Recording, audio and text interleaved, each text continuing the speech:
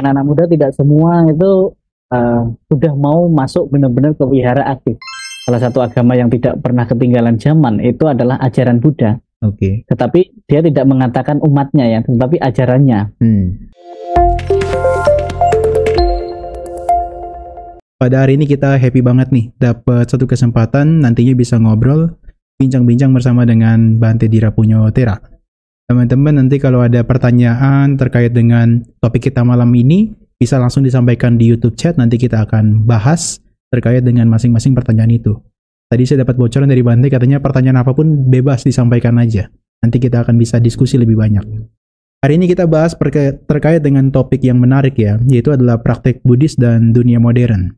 Nanti kita akan banyak tanya kepada Bante terkait dengan apa sih yang akan bisa kita dapatkan dari topik tersebut dan yang kita bisa praktekkan di dalam kehidupan modern ini. Teman-teman, saya sapa Bante terlebih dulu, nanti kita bisa diskusi lebih banyak lagi. Selamat malam, Bante. Selamat malam, Saudara John. Iya.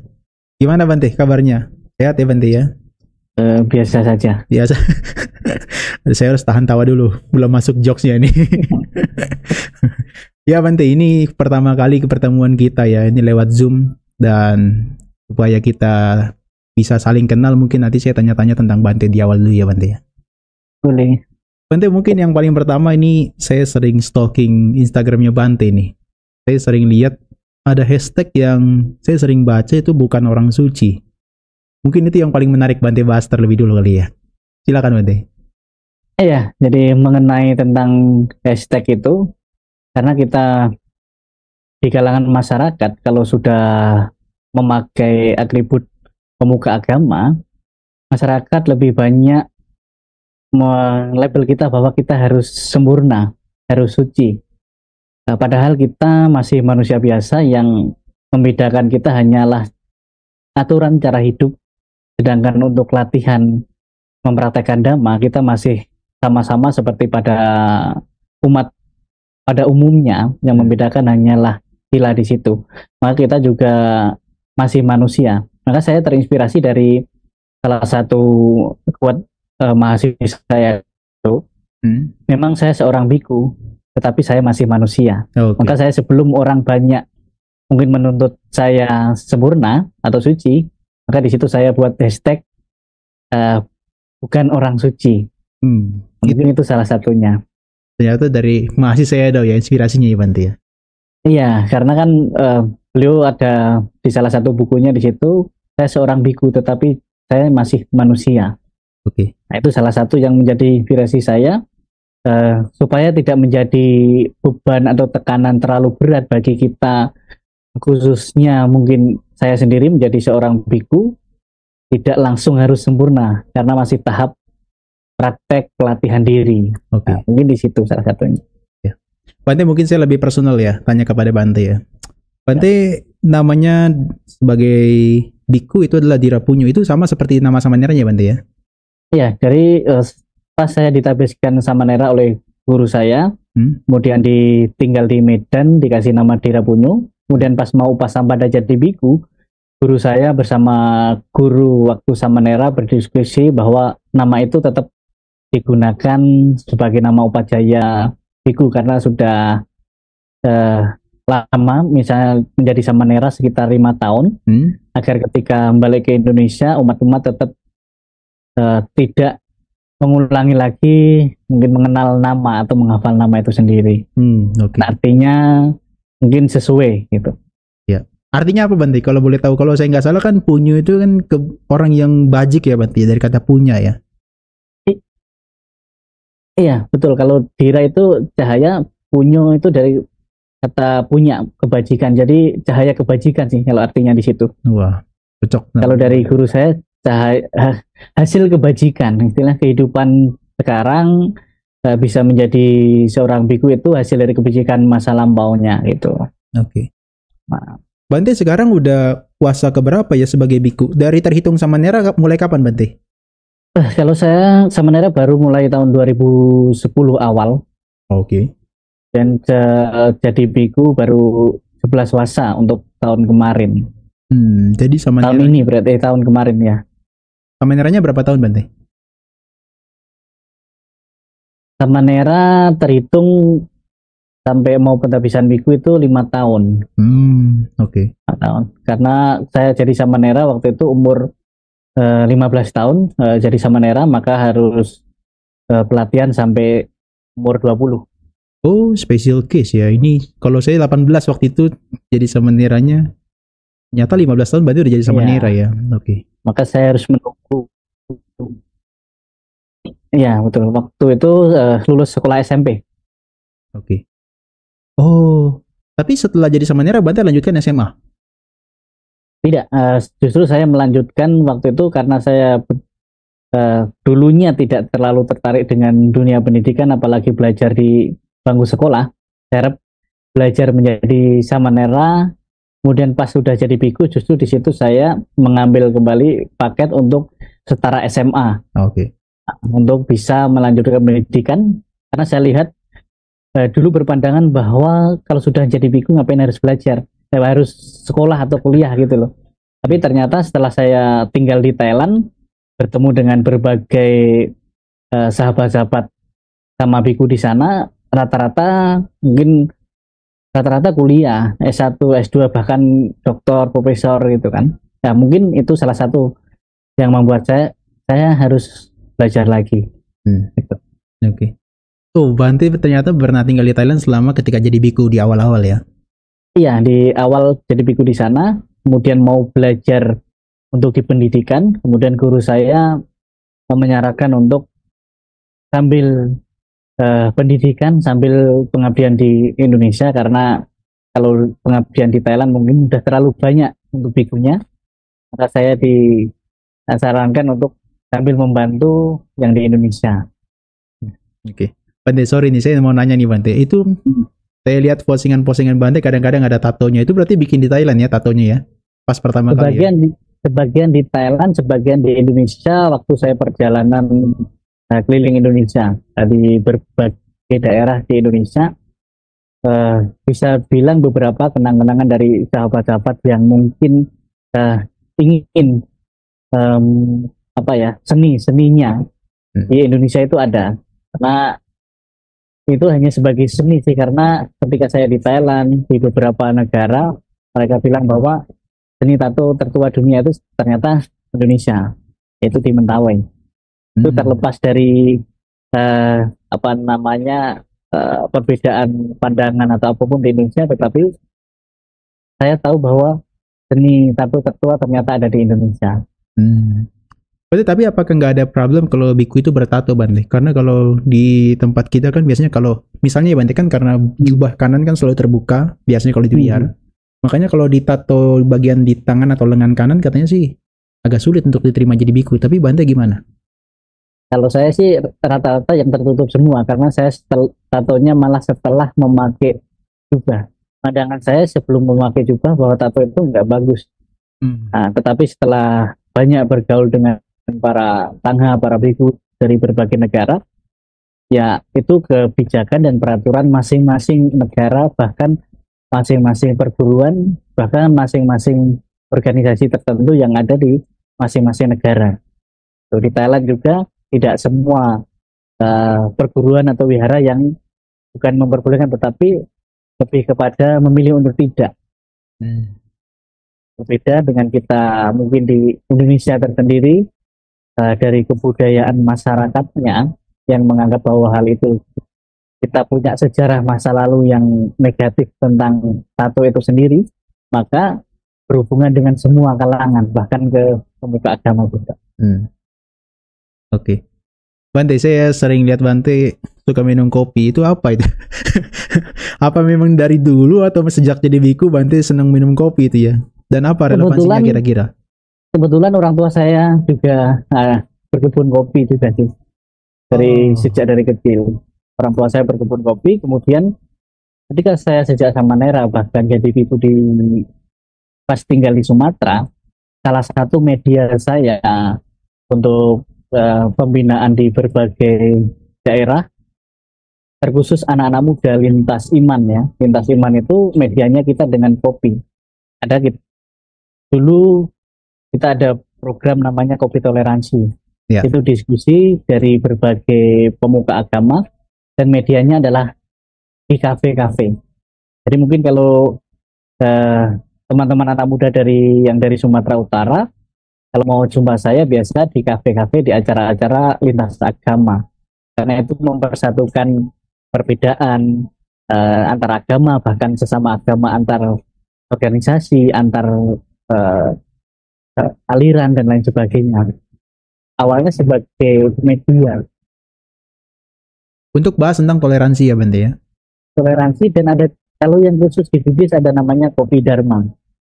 Jadi Kopdar. bagaimana eh, teknik atau cara membahas agama dengan santai, tetapi orang itu justru malah menikmati hal itu, tapi bisa fokus.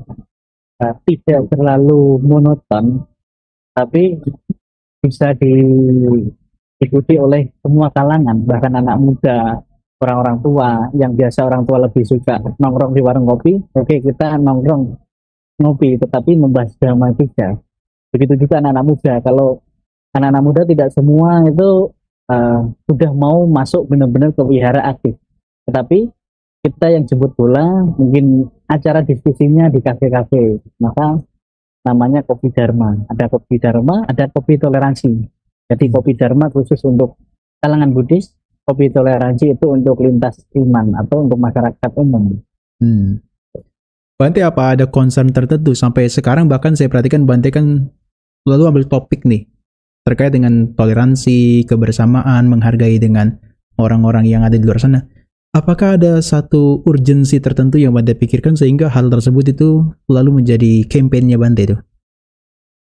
Pertama dan utama adalah bagaimana saya membangun supaya di kalangan Buddhis itu sendiri merasa nyaman ketika beribadah dimanapun, maka kita harus mengenalkan ke masyarakat, kenal dengan masyarakat, karena tidak kita sadari ketika kita membicarakan tentang toleransi, bahkan bisa berdampingan dengan mereka, mereka itu ketika di kalangan Buddhis ada kegiatan, ada acara, bahkan mungkin acara yang sifatnya publik, itu mereka tidak merasa asing dan oh ini teman saya, oh ini teman Bante Dira, jadi kita jaga, jangan diganggu dan lain sebagainya.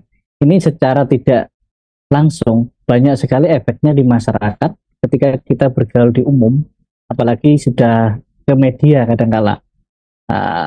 Mungkin itu salah satu yang kita harus terus bersinergi di masyarakat umum, tetapi dampak yang besar sebenarnya untuk kita umat masing-masing. Dan semua agama membutuhkan itu ketika mereka menjadi minoritas di kalangan tertentu, tetapi melihat temannya yang mayoritas di kalangan tertentu juga bagus, maka efeknya juga akan baik di berbagai daerah. Begitu, karena toleransi ketika tidak ada kegiatan toleransi seperti itu, acara-acara Buddhis pun akan sulit untuk diadakan. Karena masyarakat kebanyakan salah paham ketika kita tidak menjelaskan yang sebenarnya bagaimana sih. Itu ketika mereka mengenal dan paham, maka dimanapun mereka justru malah bisa bersama-sama. Itu.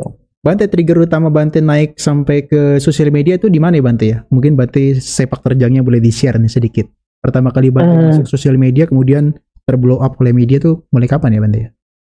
Sebenarnya kalau untuk saya sendiri pribadi main medsos itu justru sejak pertama sama Nera. Karena di situ saya merasa bahwa kenapa anak-anak muda kok sulit menemukan mungkin cara-cara pembelajaran yang asik ataupun perkembangan teknologi, tetapi kita dulu informasi yang Buddhis itu sangat jarang sekali. Maka disitulah saya memutuskan untuk menggunakan media sosial untuk salah satu media memperkenalkan Dharma itu kepada terkhusus ya pemuda Buddhis, tapi dengan bahasa yang memang benar-benar masyarakat. Bahkan masyarakat umum tidak mengetahui bahwa dia sedang belajar Buddhis, dia sedang praktek Buddhis. Maka di situ kita harus cari media apa medianya. Karena dulu kan banyak mungkin keluhan orang tua, oh anak ini susah Bante, semua sibuk dengan media sosial. Kita tidak bisa melarang anak-anak atau anak muda jangan main HP, tetapi kita harus kasih medianya. Oh boleh main, boleh lihat YouTube tapi kamu lihat ini. Kita nggak bisa melarang orang atau mengintai semua anak-anak itu setiap saat. Maka di situ kasih dong tontonan media yang memang membangun bagi mereka gitu loh. Kalau kita bilang jangan, tetapi kita tidak kasih solusi lain, ya nggak bisa jalan gitu. Wah. Nah, mungkin saya dari dulu dari Samanera mungkin bandel ya. Jadi beberapa kali bahkan untuk alat teknologi dan lain sebagainya awalnya ditegur lain sebagainya, tapi saya tetap konsisten. Bagi saya jangan takut melangkah, yang penting langkahmu tidak menakutkan orang lain untuk perkembangan diri sendiri dan perkembangan banyak orang, karena dampaknya positifnya banyak juga. Itu kalau negatif ke diri sendiri itu kan ya urusan masing-masing sendiri. Oke. Tapi Bante ada canggung nggak Bante ketika baru pertama kali masuk, kemudian kan untuk bisa blend dengan teman-teman yang dari katakan non Buddhis gitu ya, di media yang udah gede gitu Bante. Ada canggung nggak Bante awalnya? Justru sebenarnya karena mereka yang di media yang mengundang itu menemukan saya itu dari media-media yang non Buddhis yang sudah, sebenarnya saya aktif kan sudah lama, cuman saya tidak terlalu gencar di media sosial, tetapi di media sosial mereka kawan-kawan yang beragama lain. Jadi justru lebih menantang di masyarakat umum daripada di media sosial. Misalnya di acara pengajian, acara di gereja dan lain sebagainya yang secara langsung itu justru malah lebih menantang dibanding di media sosial. Walaupun di media sosial jangkauannya lebih luas, tapi untuk mungkin pertanyaan, mungkin sanggahan, mungkin perbedaan pendapat itu justru di masyarakat lebih menantang, bahkan bisa dibilang lebih menakutkan dibanding di media sosial. Kita tinggal bawa mana yang tidak menyebabkan gesekan yang pernah kita gunakan di masyarakat, tinggal kita bawa di media sosial, itu aja. Di media-media yang sekarang sedang mungkin beberapa belakangan ini lebih banyak di media sosial, tetapi di masyarakat tetap ada, di offline tetap ada. Karena dampak di media sosial, maka kita bisa memperbaiki perbedaan pendapat, bahkan mungkin apa yang kita sampaikan di media sosial, ketika kita ke masyarakat, mereka ada yang kurang pas, kurang tepat, disitulah mereka benar-benar bertanya sampai benar-benar, bahkan mungkin untuk menyelaraskan pandangan itu butuh berulang kali. Tapi kalau di media kan orang hanya berhak mendengar saja, nggak bisa benar-benar apa sih maksudnya apa gitu. Oke. Jadi Bante sekarang juga lebih memilih kebanyakan adalah langsung tatap muka ya Bante ya. Itu kayaknya lebih asik ya mungkin ya. Iya, sebenarnya tatap muka itu sangat asik dan tidak banyak salah paham yang tersimpan di audien itu sendiri. Kalau di media kan itu hanya sebagai penyalur supaya orang itu mengenal dulu. Setelah mengenal bahwa ketika benar-benar ketemu, mereka nggak canggung lagi dan tidak merasa jaraknya terlalu jauh untuk berbicara. Karena Bante ternyata di media pun seperti itu, berarti pas ketemu udah berani gitu. Nah, mungkin itu. Bante, itu jokes yang Bante lemparkan itu spontan atau dipersiapkan? Kalau jokes yang Bante lemparkan misalnya kayak kepada di media gitu ya, lagi podcast, tiba-tiba Bante kadang-kadang memberikan jokes yang menurut saya, loh kok tiba-tiba bisa ngomong kayak gitu ya, itu spontan atau udah dipersiapkan Bante? Saya sendiri tidak pernah mempersiapkan jokes seperti itu sih. Terus gimana itu Bante bisa muncul hal-hal kayak gitu? Terbanding dengan yang lain, bahkan kita podcast itu nggak pernah ada namanya persiapan atau settingan. Justru harus langsung di situ, karena kalau ada persiapan settingan, justru saya nggak mau. Bahkan contohnya lah ketika di media-media yang memang disetting dari awal gitu, justru malah tidak mau seperti itu, karena kita nanti dilarang ngomong ini dan disuruh ngomong ini. Oke. Nah, jadi Jangan sampai saya mengatakan yang saya nggak tahu dan disuruh tidak boleh mengatakan yang saya tahu seharusnya saya katakan. Oke. Oke, sekarang di sini saya pengen masuk nih ke dalam jokesnya Bante atau ke dunianya Bante nih. Oke. Oke, kita coba bahas yang substansi Bante ya. Bante, ini dunia modern kan udah makin dahsyat ya. Perkembangannya sudah sangat cepat ya Bante ya. Bahkan tadi Bante bilang anak-anak muda tuh kalau udah betul-betul lagi senang dengan media, justru kita yang ciptakan media, bahkan tontonan medianya tuh apa gitu ya. Menurut Bante, praktik Buddhis atau praktik hal-hal yang di dalam Buddhisme apa yang masih relevan sampai sekarang, Bante? Ya, sebenarnya Buddhis itu sendiri kan perkembangan. Buddhis sendiri modern. Justru memang ajaran Buddha itu kuno, tetapi ajarannya modern itu sendiri. Bahkan zaman Sang Buddha itu udah zaman modern bagi orang-orang saat itu. Oke. Nah, maka kalau kita sering membahas mungkin seperti ilmuwan Albert Einstein bilang bahwa salah satu agama yang tidak pernah ketinggalan zaman itu adalah ajaran Buddha. Oke. Tetapi dia tidak mengatakan umatnya ya, tetapi ajarannya. Nah, maka ketika Dharma itu kita kemas dengan sesuai perkembangan zaman, dengan bahasa yang dipergunakan di mana kita mengajar, bahkan bahasa setempat, itu akan sangat modern.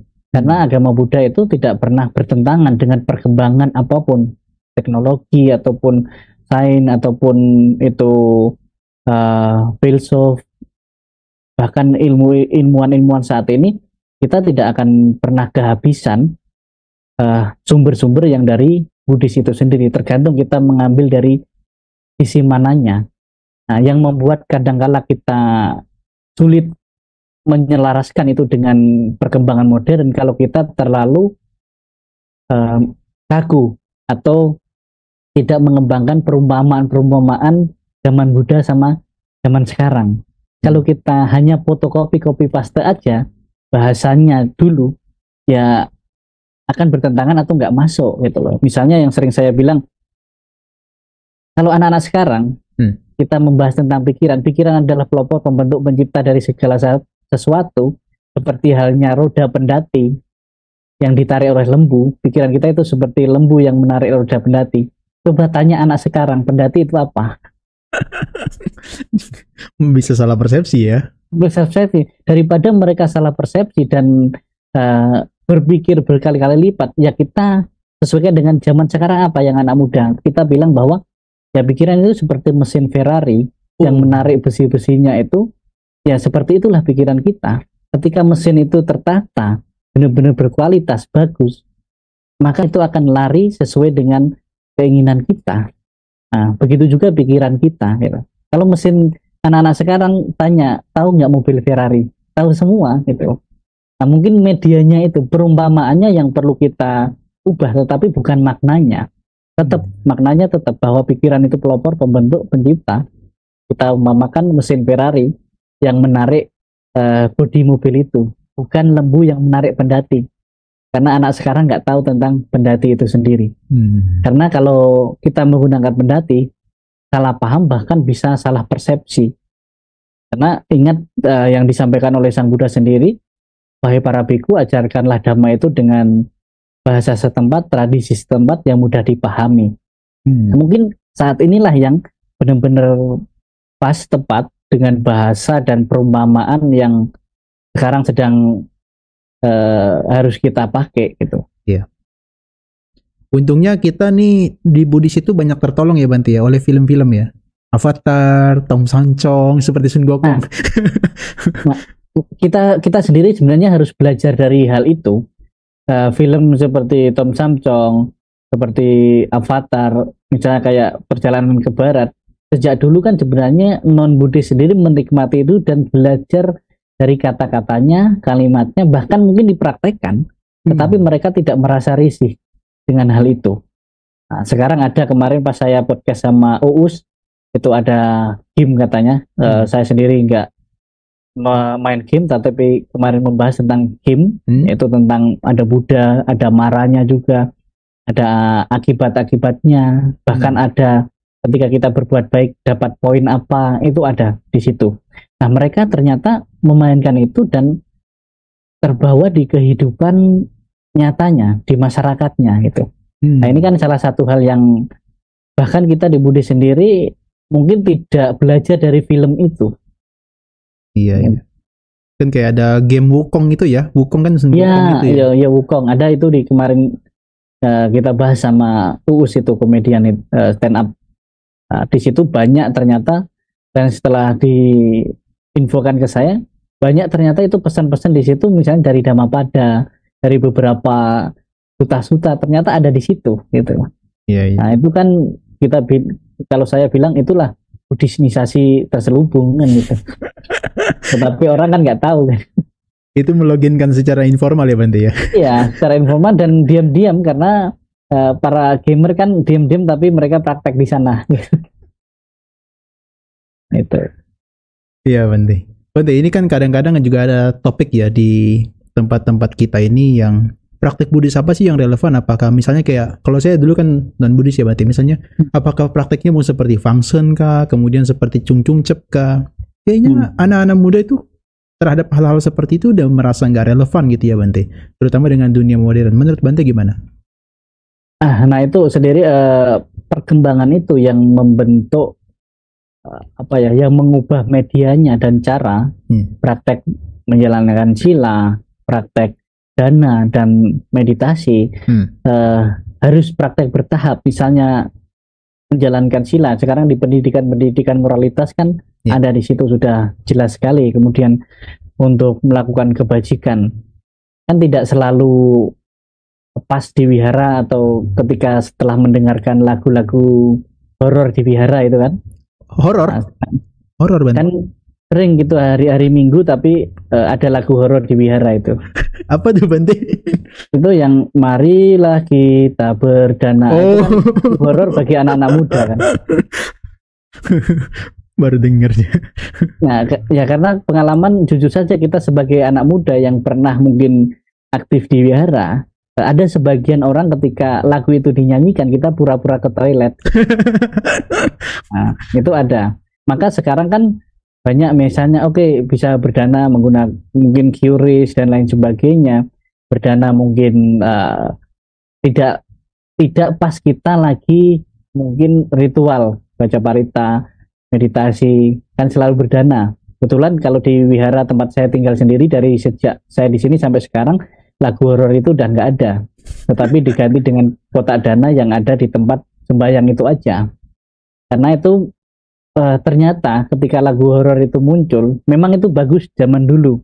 Ketika kantong itu keliling di wihara kan kadangkala tidak semua, bahkan anak-anak itu yang membawa uang gitu loh. Nah, apalagi zaman sekarang, mungkin itu salah satu cara berdana bagaimana gitu.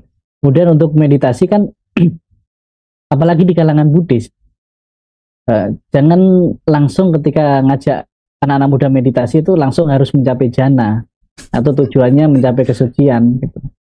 Atau bahkan meditasi ke anak-anak atau sharing ke anak-anak muda, tetapi topiknya terlalu mungkin cara pelepasan agung lain sebagainya, sedangkan anak muda yang sedang berbisnis gitu loh. Mungkin bisa saja kita topiknya misalnya mata pencarian yang benar sesuai dhamma, marketing dharma, marketing keuangan sesuai dhamma untuk anak-anak muda, karena mereka butuh berkarir untuk mendukung wihara atau umat Buddha itu sendiri. Kalau ke wihara langsung kita kasih materinya pelepasan, setelah itu nanti mereka ya nggak bisa dibilang nggak datang lagi ke depannya, karena mungkin dari mulai ya cari materi yang mata pencarian yang benar, mungkin tentang manajemen keuangan sesuai dhamma kan ada, ternyata ada loh di Buddhis yang 50%, 25%, 25%. Ya. Ternyata di masyarakat yang bahkan umat Buddha tahu kan hanya 10%, itu pun punya orang kan gitu, ajaran orang itu.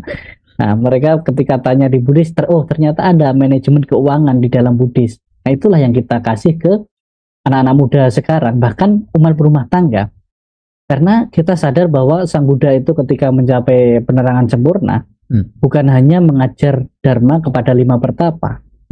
Ternyata ada kepada Iyasa, Tapusa, dan Balika. Itu. Maka ketika kita eh, ngajak masyarakat itu, ketika masyarakat ini di jenjang anak-anak muda yang lagi semangat-semangatnya, materinya berbeda. Ketika orang lansia, ya tentang persiapan kematian dan lain sebagainya ada.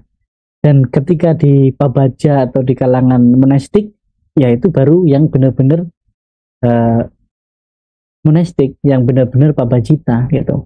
Kadangkala kita di sini menakutkan, bahkan prakteknya terasa sulit bagi anak muda generasi sekarang. Kita sering mengasih materi pabajita, tetapi kepada perumah tangga. Gitu. Oh, nggak relevan ya Bante ya? Bukan nggak relevan, tapi berat sekali gitu loh. Berat. Maka sering umat Buddha bilang, oh susah sekali Bante, berat sekali Bante. Bukan susah berat, tapi bukan porsinya, bukan dosisnya. Kalau minum obat itu sering kita bilang bukan dosisnya. Maka tahu ketika sakitnya parah atau enggak, dikasih dosisnya berapa. Obat Panadol aja beda-beda, nggak boleh minum lebih, overdosis gitu loh. Maka seperti John sendiri, saya suka dengan konten-konten bahkan tentang mindfulness itu sendiri ke anak-anak muda. Banyak anak-anak muda yang suka, karena meditasi itu menjadi jalan hidup dan solusi kehidupan, bukan malah lari dari kehidupan yang nyata gitu loh. Wow. Sebelum-sebelumnya mungkin kan banyak orang yang suka meditasi, tetapi akhirnya lari dari kehidupan kenyataan hidupnya. Kalau meditasi itu kita langsung bawa ini untuk pelepasan agung, untuk pencapaian gitu. Ya memang arahnya ke sana. Tetapi ketika masyarakat umum hanya untuk solusi kehidupan aja, itu masih berat, apalagi untuk hal-hal seperti itu. Kalau kita langsung suguhkan yang jana 1, jana 2, jana 3, bahkan kalau sekarang banyak pencapaian indigo gitu, istilahnya indigo. Beda kalau indigo zaman dulu kan bisa melihat itu. Sekarang memang melihat, tetapi indigonya di sini indikasi gangguan otak gitu. Agak gelap. Jadi ya kan banyak kadang orang yang pulang retreat meditasi datang ke wihara, oh Bante saya bisa melihat ini berarti saya indigo dan lain sebagainya. Oh ternyata ada gangguan secara mental. Jadi bahkan di meditasi sendiri kalau untuk rumah tangga ya porsinya rumah tangga. Jangan sampai ketika mereka pulang retreat meditasi sudah nggak mau mungkin nggak mau duduk sama keluarganya lagi, bahkan anak, istri, suami tidak terurus lagi. Nah, itu sekalian saja masuk ke babacita gitu. Kalau di masih rumah tangga ya mindfulness bagaimana untuk supaya menjaga kewarasan ketika menghadapi tantangan dan rintangan kehidupan. Di titik itu aja sebenarnya sangat membantu dan praktek untuk menjaga pikiran itu kan. Itu. Bante sebetulnya kayaknya lagi nyekokin orang-orang dengan kampanye mindfulness ya Bante, tapi Bante buat dia menjadi terselubung gitu ya. Kayak contohnya Bante sering ngomong, kamu hati-hati loh dengar Buddha terus nanti lama-lama kamu jadi sadar gitu. Kalau sadar login ke Buddha katanya. Ya itu kan bahasa mereka bahwa ketika kita benar-benar sadar setiap saat, di situ kan arti Buddha kan yang telah sadar kan gitu. Yang telah sadar kan artinya Buddha gitu. Buddha adalah yang telah sadar tercerahkan. Tetapi di masyarakat ketika bahkan kita kan setiap hari setiap saat kalau mau belajar mencapai kebudayaan, tetapi budaya yang apa? Tahap berapa kan gitu kan? Namanya sadar. Oh, kalimat oh itu kan sering muncul. Ketika kita nggak tahu, kita belajar oh ternyata ini. Nah, itu kan udah bahasa masyarakatnya oh ini udah sadar gitu. Berarti udah bibit-bibit kebudayaan kan ada di situ gitu.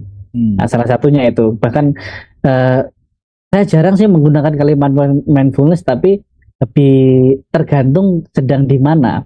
Karena kalau kalimat meditasi menakutkan bagi anak muda, tapi kalimat mungkin tergantung audiennya apa. Nah, seperti ketika saya di Jakarta sering itu biasanya kita pelatihan namanya mind therapy gitu, mind therapy karena kan bahasa umumnya. Kalau mindfulness kan banyak banyak tahapannya dan butuh waktu panjang.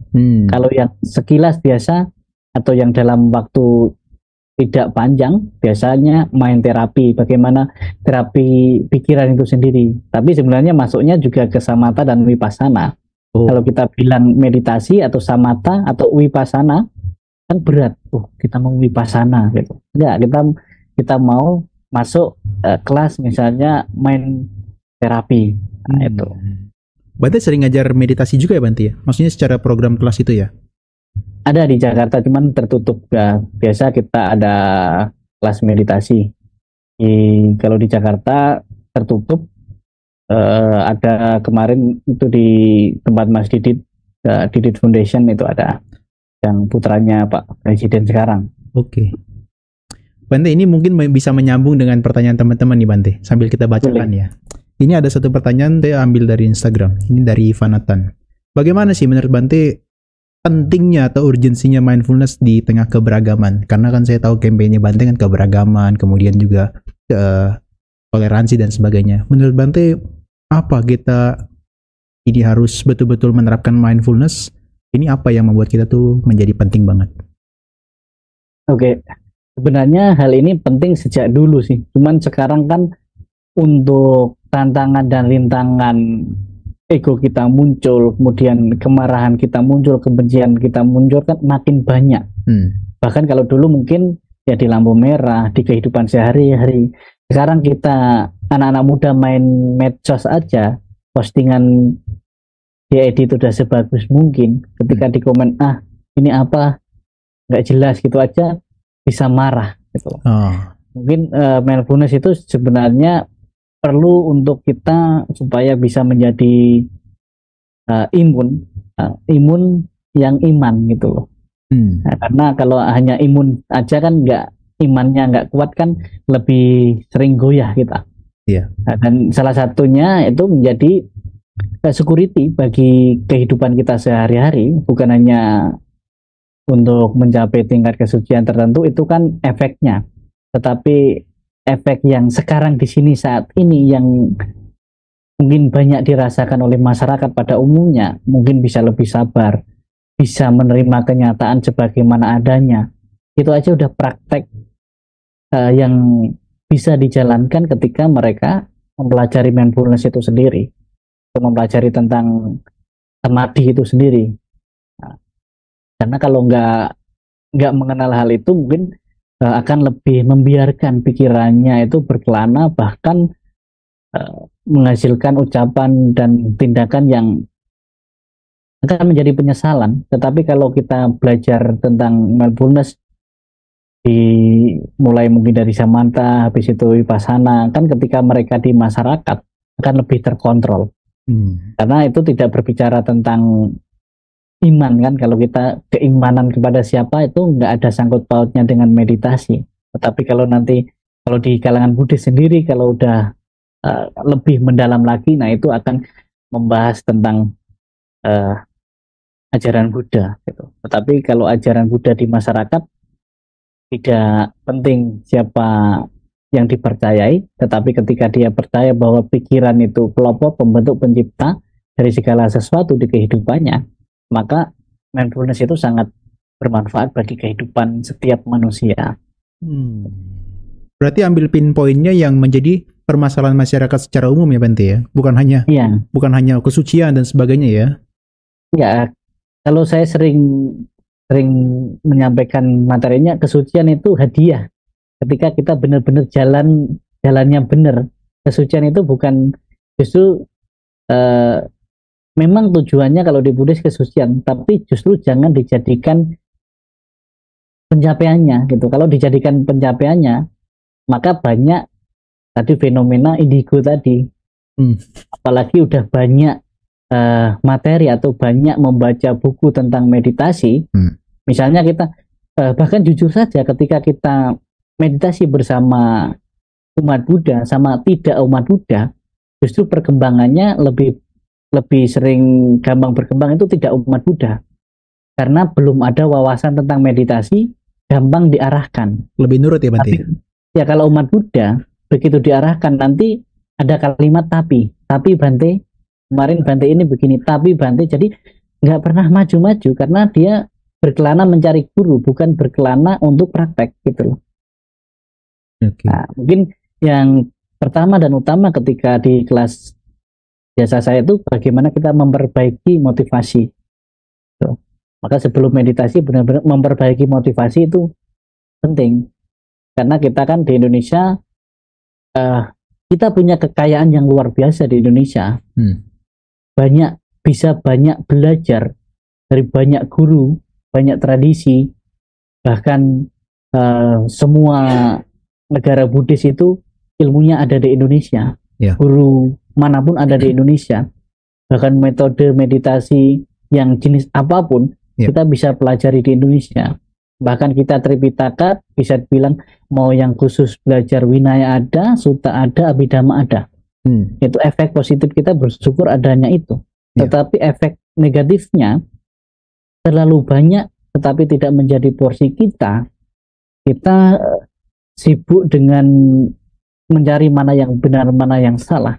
Jadinya dalam praktek meditasi itu sendiri, pas meditasi di tempat A berbeda, tempat B berbeda. Maka mulai dari nol terus jadinya. Itu jadi sulit. Nah, cukup di Pertamina aja yang kita mulai dari nol gitu. Mulai dari nol ya. Meditasi kan harus terus berkelanjutan gitu. Saya mulai tahu istilah mulai dari nol karena baru lepas juga kan Bante. Isi bensin mulai dari nol ya. Nah, tapi nggak dimulai dari nol juga kan, karena yang berbeda kan penampilan, tetapi pola pikir kan tetap ada di dalam pikiran kita. Itu justru bukan mulai dari nol, justru malah bisa dibilang ganti casing aja gitu. Ganti casing aja. Nah, yang penting speknya jangan ikut diganti aja gitu.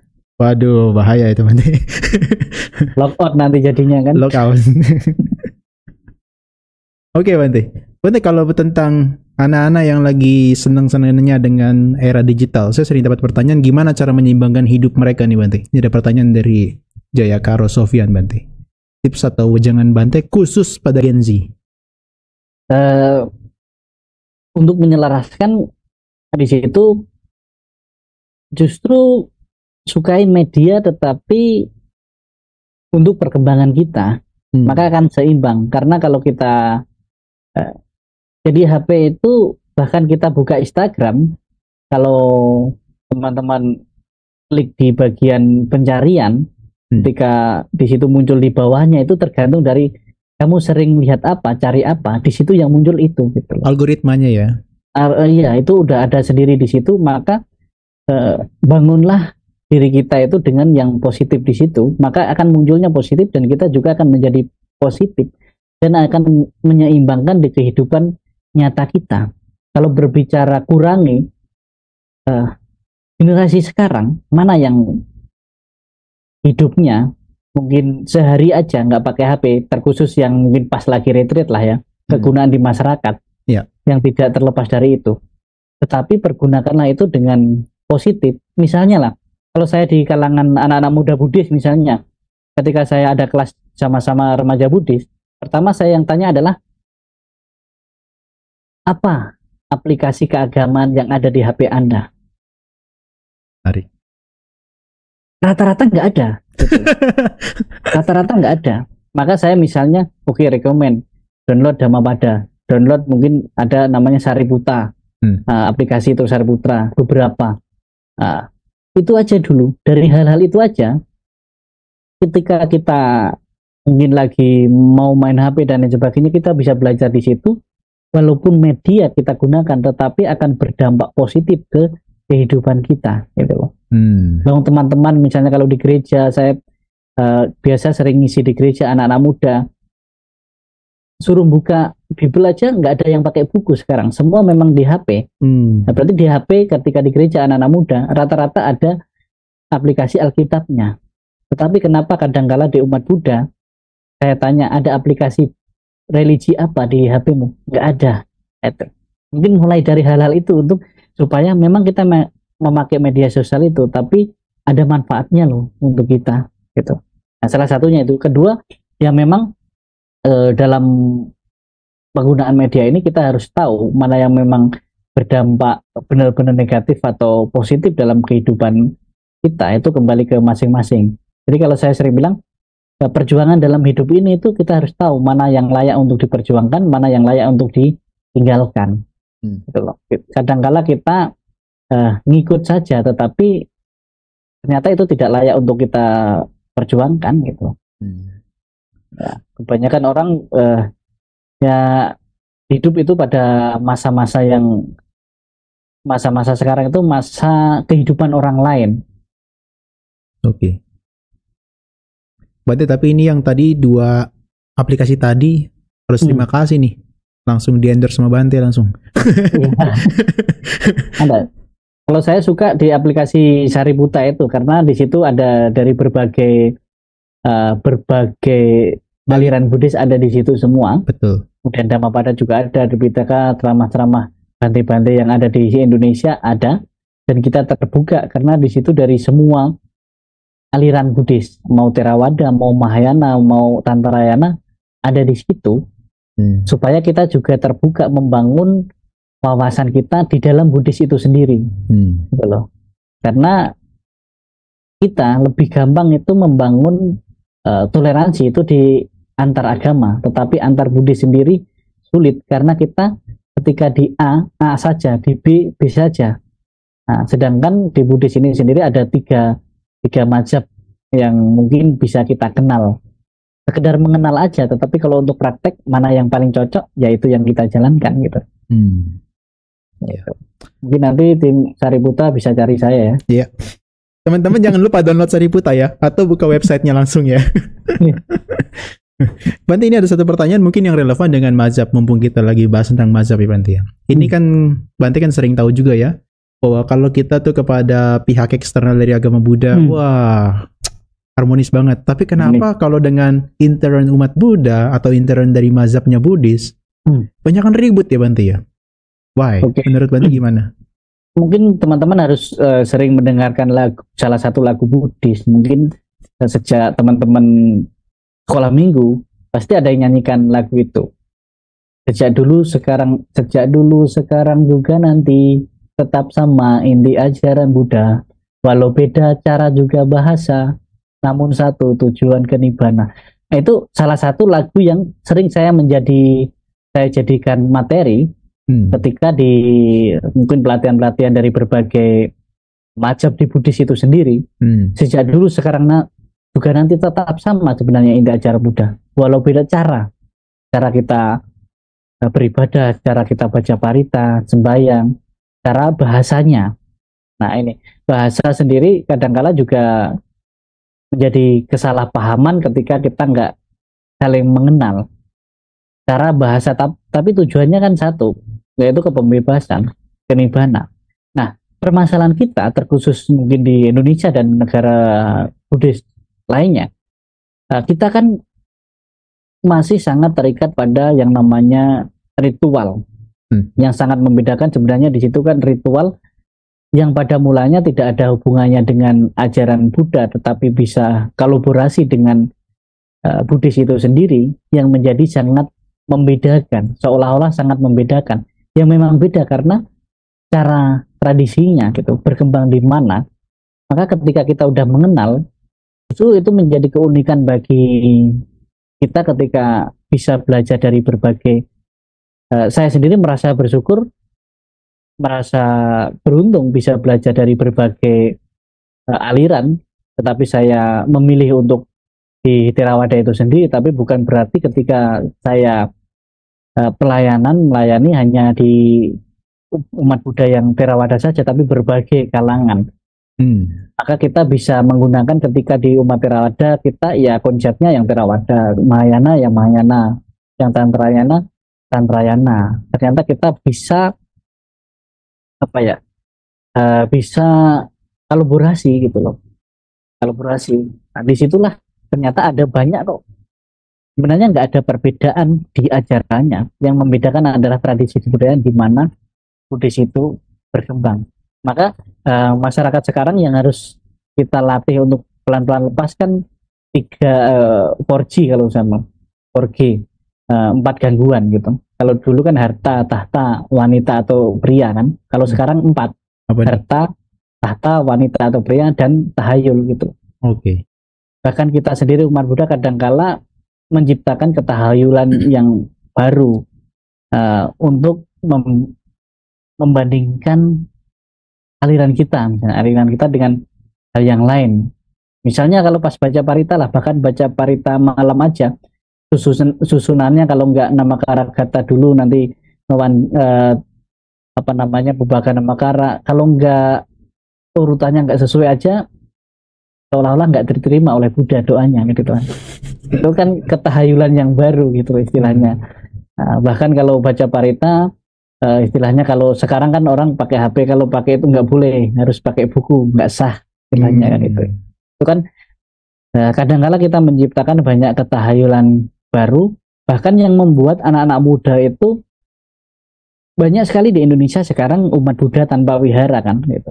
Ya.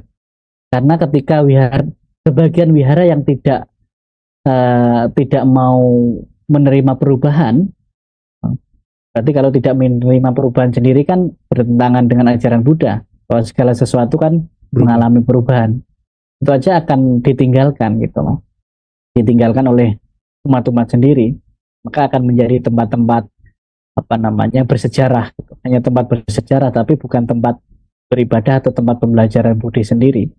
Enggak, saya sering bilang sama teman-teman yang di wihara, bahkan kalau kadang kan orang nggak suka anak-anak ribut di wihara, nangis, anak-anak muda ribut di wihara. Tapi justru kalau saya bilang ketika wihara nggak ada anak-anak muda yang ribut, atau sekolah minggu atau anak-anak kecil yang ribut bahkan nangis di wihara, justru itu malah yang bahaya gitu loh.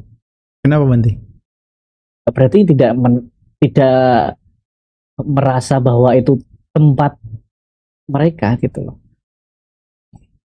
Bahkan misalnya lah ketika kita ceramah, ada anak-anak di bawah orang tuanya nangis, ya kita harusnya, ya namanya juga anak-anak kan nangis gitu. Nah kadang-kala kan kita mungkin mau mengambil khusyuknya dan lain sebagainya, kita kasih tahu bahwa jangan, jadi orang itu akan tidak kembali rendah nyaman bagi umat Buddha itu sendiri gitu. Oke. Apa gara-gara ini ada satu quotes nih dari Bante yang saya kutip dari Instagram Bante ya? Apa jangan-jangan gara-gara umat Buddha itu kurang punya sikap menghargai ya Bante ya? Sikap menghargai terhadap sesama ya? Misalnya kayak tadi anak kecilnya nangis, jangan, karena memang pengen kusyuk. Itu tadi, karena kadang-kala kita menciptakan, kalau dalam dunia masyarakat lah, protokol kita terlalu protokoler gitu. Jadi jadinya kita sendiri menderita sebenarnya, cuman mau menunjukkan bahwa saya harus sesuai gini, harus sesuai gitu. Tapi justru malah efeknya nggak selalu hal yang positif gitu. Nah, itu salah satunya. Mungkin kalau ketidakraman, sebenarnya ramah tergantung kepentingan kita gitu loh. Tergantung kepentingan. Kayak umat tadi lah, yang misalnya yang nangis tadi. Mungkin kalau itu anaknya donatur besarnya nggak apa-apa. Ada privilege-nya ya Bante ya? Ya, ada privilege. Dan kita kan menciptakan, kalau umat Buddha katanya, bahkan Sang Buddha sendiri kan salah satu orang yang di India waktu itu menolak sistem kasta gitu kan. Tapi kenapa kita umat Buddha kadang menciptakan kasta yang baru dengan nama donatur dan nama lain sebagainya gitu. Waduh, gelap. Bahkan di acara-acara kan kita sering menempelkan nama kan. Nah, yang dana pokoknya di kursi paling depan yang dana segini, yang di tengah itu yang biasa mungkin ikut kerja, yang paling belakang mungkin yang umat biasa, yang cari tempat sendiri ya yang nggak dana sama sekali. Saya baru kepikiran sampai kasta sih Bante. Ternyata itu sistem kasta juga ya. Kita menciptakan kasta yang baru bahkan di tempat duduk ketika acara Buddhis sering gitu. Nah, itu sendiri kan sebenarnya perlu kita pertimbangkan ketika generasi-generasi nantinya, bahwa tempat ibadah menjadi satu tempat yang tidak membedakan bahkan tingkat sosialnya, bahkan mungkin dia orang mampu atau tidak mampu. Nah di situ. Bagaimana katanya cinta kasih universal kan? Iya, Itu iya. salah satunya. Mungkin itu menjadi salah satu umat Buddha yang belum mapan secara ekonomi. Kadangkala untuk aktif di wihara atau untuk terlibat di kegiatan Buddhis itu masih minder gitu loh. Hmm. Justru kalau saya bilang justru sekarang mungkin seperti saya, seperti mungkin John dan lain dan mungkin bantai-bantai yang muda yang lainnya, bagaimana kita mendampingi generasi-generasi muda bahkan bukan hanya tentang uh, mencapai kesuciannya, tapi bagaimana secara cara hidup mereka benar, cara bekerja mereka sesuai dengan dhamma di saat mereka itu belum berhasil gitu loh. Nah, Hmm. karena ada beberapa penelitian, bahkan saya sendiri meneliti di masyarakat, kadangkala kita kesalahan kita di kalangan mungkin saya sendiri di kalangan sangha bahkan di kalangan organisasi dan lain sebagainya, ketika umat Buddha lagi berjuang kita biarkan saja gitu. Tetapi ketika mereka sukses kita kadangkala datang bawa proposal gitu. Waduh. Maka pernah ada yang salah satu teman saya yang dari yang awal Pabaja dia jadi samanera dan sekarang udah dan waktu itu dia lepas sudah berjuang ketika di wihara di kalangan Buddhis mungkin tidak terlalu Hargai. disemangati. Ketika udah sukses misalnya teman-teman datang bawa proposal dia bilang loh selama ini kamu kemana aja kan gitu istilahnya kan gitu. Itu mungkin menjadi masukan bagi anak-anak muda, terutama kalau di sini kan banyak nanti mahasiswa dan sebagainya. Bagaimana kita mendampingi teman-teman yang lainnya dalam ketika berjuang. Nanti ketika you sukses, nggak perlu diminta, nggak perlu bawa proposal, pasti bantu wihara kan gitu, bantu kampus kita gitu. Betul. Nah, alumni-alumni pasti kalau dulu ya diperlakukan dan didukung dengan bagus, pasti akan menjadi donatur tempat kita ketika acara. Nggak perlu kita bawa proposal. Mungkin itu salah satu emergensi saat ini adalah pendampingan anak-anak muda. Mari mendampingi mungkin berbisnis sesuai dengan Buddha Dhamma, ada manajemen keuangan sesuai Buddha Dhamma, ada security untuk menjaga kesehatan mental atau pikiran. Cari John bisa ikut latihan mindfulness kan gitu. Nah di situ kan ada semuanya. Berarti ini yang kita lakukan ini adalah sebetulnya kita coba untuk relevan dengan mereka ya Bante ya. Topik-topik hangat ini yang kita sesuaikan dengan mereka ya. Kayak Bante sebetulnya merangkul anak-anak muda meskipun bukan yang Buddhis ya. Tapi saya juga pengen tahu beberapa orang yang dibudiskan tuh Bante. Ya ada, cuman itu kan di belakang layar. Jangan sampai mereka media tahu, sampainya turun kan gitu. Karena sekarang di masyarakat kan bahkan bisnis ekonomi kan berhubungan dengan agama juga. Itu. Okay. Ya poinnya begini, poinnya bahwa kita harus menyediakan dharma itu untuk kebutuhan kehidupan umat Buddha itu sendiri, bukan hanya sebagai dongeng dan pengetahuan semata, atau kecerdasan dhamma semata. Nah, karena saya sadar di sini seperti saya mungkin pas belajar dhamma dan lain sebagainya sebagai pas dulu sebagai perumah tangga, ternyata hampir di atas 50% yang saya pelajari itu tidak mungkin saya praktekkan di kehidupan saya sebagai rumah tangga. Nah, karena itu materi Papacita. Mungkin seperti John sekarang, nah kita ibaratkan lah, waktu kehidupan Papacita pasti berbeda dengan kehidupan sekarang. Beda Bante. Cara hidupnya berbeda, karena apa? Dulu mungkin kalau minum suplemen obat-obatan itu dosisnya tinggi. Kalau dipraktekkan sekarang pas casingnya udah beda, pasti overdosis, maka akan kesulitan jadinya. Overdosis Bante. Maka saya suka perumpamaan Bante Suryanadi. Jadi kalau Papacita itu seperti frekuensi radio. Kalau Papacita itu 002. Kalau Garawasa atau perumah tangga itu 001. Apa maksudnya Bante? Maksudnya itu gamanya, frekuensi. Nah, ketika kita Papacita berarti 002, misalnya winaya, misalnya meditasinya yang benar-benar vipassana, yang dharmanya tentang anicca, dukkha, anatta yang istilahnya berat, nah itu 002. ketika sudah tidak menjadi Papacita atau mungkin orang-orang yang pulang dari retreat harus kembali ke 001. Wah, soalnya nggak ada Karena channel 0015, nggak ada ya Bante ya channelnya. Nah, nggak ada. Nanti jadinya merkesek. Kalau radio itu suaranya nggak cocok gitu loh. Oke. Kalau nggak kembali, misalnya lah, oh nanti pulang retreat, pulang ikut mindfulness sama John, pulang ke rumah, di rumah jalannya pelan, di depan istri suaminya pelan sekali, makanya pelan sekali. Berarti kan belum kembali ke frekuensi 001, masih kehidupan 002. Maka ketika 002 dibawa ke rumah, maka akan menjadi manusia yang aneh. Bahkan saya punya pengalaman dulu, ada satu umat yang suaminya marah-marah ke wihara. Nanti ngajarkan apa, istrinya ketika pulang kok jadi aneh, nggak mau tidur di ranjang lagi, makan diajak makan sore malam nggak mau lagi. Ternyata dia ikut, kebetulan saya ada program dulu, Atasila selama 3 bulan. Dan itu khusus orang yang belum berkeluarga, yang sudah tidak berkeluarga, dan orang yang memutuskan untuk tidak berkeluarga, ikut Atasila Masawasa, rumah tangga itu yang belum berkeluarga. Tapi waktu itu ada satu penyusup yang nggak bilang bahwa dia itu udah berkeluarga gitu. Ya kita pikir logika aja lah, udah berkeluarga, punya suami, punya anak, ada keluarganya, tetapi Atasila di rumah selama 3 bulan.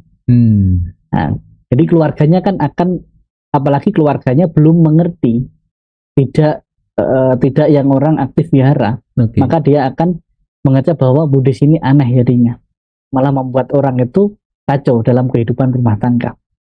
Maka bukan kok kita tidak boleh belajar yang tinggi ataupun belajar di kehidupan Papacita, tidak, tetapi porsi kita di mana yang memang harus kita bawa ke kehidupan sehari-hari, mana yang hanya sekedar untuk pengetahuan secara dharma.